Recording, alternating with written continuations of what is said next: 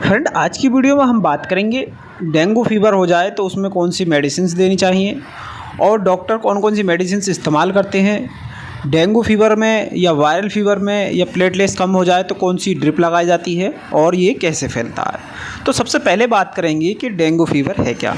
आपको पता होना चाहिए कि इस समय जब मौसम का बदलाव होता है हर साल, इस साल नहीं हर साल, तो ये वायरल जनित बीमारियां ज़्यादा फैलती हैं जो संक्रमण के द्वारा फैलती हैं और जिसको हम वायरल यानी कि हवा में उड़ने वाली भी बीमारी कह सकते हैं। और अब जो मेन टॉपिक है हमारा वो है डेंगू फीवर। इस समय जो आपने देखा होगा कि पेशेंटों की प्लेटलेट्स डाउन हो रही हैं, टीएलसी बढ़ रही है, एसजीपीटी बढ़ रही है, तो ये सब क्या है, ये वायरल जनित रोगों का कारण है। और जो वायरल इस समय चल रहा है वो मादा एडिफिलीज मच्छर के काटने से ये जो डेंगू फीवर होता है ये होता है। अब क्या है, जैसे गवर्नमेंट ने कोरोना की वैक्सीन बनाई और वैक्सीन बनाई, तो डेंगू की अभी तक कोई भी वैक्सीन नहीं बनी है। डॉक्टर जो ट्रीटमेंट करते हैं या इलाज करते हैं ये पेशेंट की सिस्टमेटिक यानी कि पेशेंट की कंडीशन देखते हुए या पेशेंट की क्या प्रॉब्लम हो रही है उसको देखते हुए ट्रीटमेंट किया जाता है। अब आता है कि प्लेटलेट्स बढ़ाने के लिए कौन सी मेडिसिन होती है।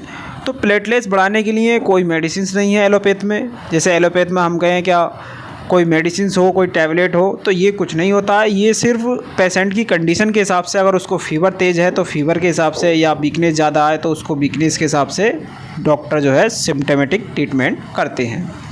प्लेटलेट्स बढ़ाने के लिए जो इस्तेमाल करना होता है वो कैरी का पपाया या कीवी फल या आपको नारियल पानी, ये जो होते हैं जिसको हम होम रेमेडीज़ कह सकते हैं या देसी जुगाड़ भी कह सकते हैं, ये आपको आजमाना होता है, यानी कि ये आपको इस्तेमाल करना होता है। एक टैबलेट आती है कैरेपिल नाम से, तो इसको भी बहुत ज़्यादा फेमस टैबलेट है और ज़्यादातर डेंगू वाले पेशेंट जिनकी प्लेटलेट्स कम होती हैं उसमें ये इस्तेमाल की जाती है।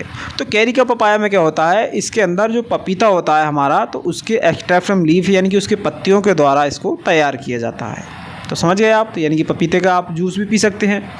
गिलो या गोड मिल्क यानी कि बकरी का दूध, ये भी चीज़ फ़ायदा करेंगी।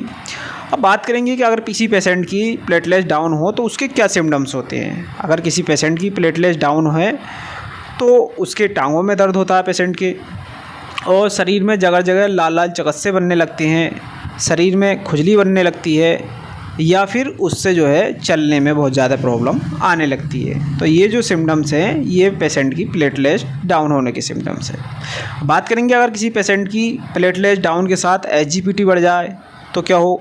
तो अगर प्लेटलेट्स के साथ साथ अगर किसी पेशेंट की एसजीपीटी बढ़ रही है तो उसमें पेशेंट को उल्टी आनी शुरू हो जाती है, वोमिटिंग, और उसके लीवर पे भारीपन रहने लगता है और पेट में जो है भारीपन रहने लगता है, खट्टी डकारें आने लगती हैं और पेट में हल्की हल्की चुभन भी रहती है। तो ये सारे जो लक्षण हैं ये वायरल फीवर के हैं। बात करें अगर ट्रीटमेंट की, तो अगर किसी पेशेंट को डेंगू जैसी प्रॉब्लम है, NH1 उसका पॉजिटिव आता है और डेंगू नेगेटिव आता है, तो NH1 जब पॉजिटिव आता है तो ये एक कह सकते हैं हम संकेत है या आपके अंदर वायरल ने कब्जा कर लिया है, ये इसका संकेत होता है। जब आप टेस्ट कराएंगे NH1 या डेंगू का, तो NH1 पॉजिटिव है तो आप समझ जाइए कि आपकी बॉडी के अंदर डेंगू फीवर ने कब्जा कर लिया है। तो उसमें अगर ट्रीटमेंट की बात की जाए तो पेशेंट को डोलो या कालपोल टैबलेट दी जाती हैं फीवर के लिए, फीवर आता है इसमें। और लीवर के लिए LIP52, हेपामार्ज या रेनिस्पास टैबलेट, ये LIP52, हेपामार्ज, रेनिस्पास, ये जो है अगर उसको उल्टी आ रही है या लीवर पे चुभन, पेट में भारीपन है तो उसके लिए इस्तेमाल की जाती हैं। ये डॉक्टर अपनी कंडीशन देखने के बाद इस्तेमाल करेंगे। और अगर बात की जाए एंटीबायोटिक की, तो टैबलेट में ज़्यादातर एंटीबायोटिक यूज की जा रही है इस समय, वो की जा रही है महासैब 200 और जीफी 200। महासैब 200 में भी सीफेक्जिम है और जीफी 200 में भी सीफेक्जिम होता है, यानी कि सीफेक्जिम हल्का साल्ट, अगर आप ओवरडोज देंगे पेशेंट को या तेज़ देंगे तो प्लेटलेट्स और कम हो जाएगी। हमेशा आप अगर एक डॉक्टर हैं तो इस चीज़ को ध्यान रखें कि जब किसी पेशेंट को आप तेज़ एंटीबायोटिक लगाते हैं तो उसकी प्लेटलेट्स डाउन होती है, तो इसमें जो है हल्का उसकी कंडीशन देखते हुए पेशेंट का आप एंटीबायोटिक लगाएंगे और उसको कैरीपिल वगैरह टैबलेट इस्तेमाल कराएंगे अगर प्लेटलेट्स की संख्या कम है तो।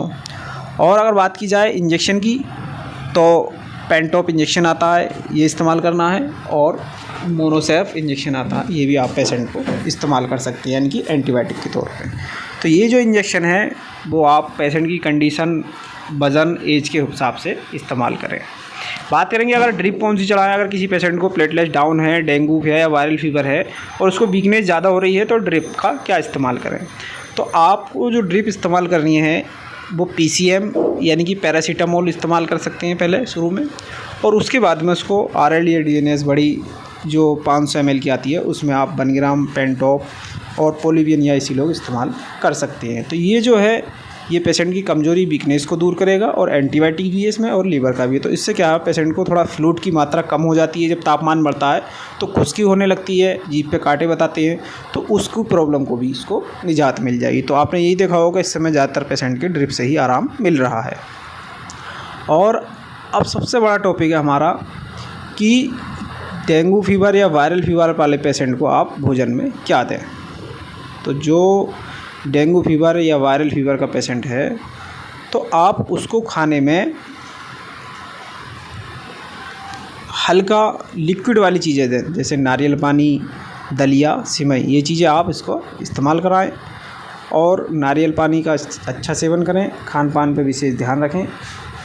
ये सब डेंगू का ट्रीटमेंट, वायरल फीवर का ट्रीटमेंट है। आगे भी इसी तरह की वीडियो पाने के लिए हमारे चैनल को लाइक, शेयर, सब्सक्राइब करना नहीं भूलें।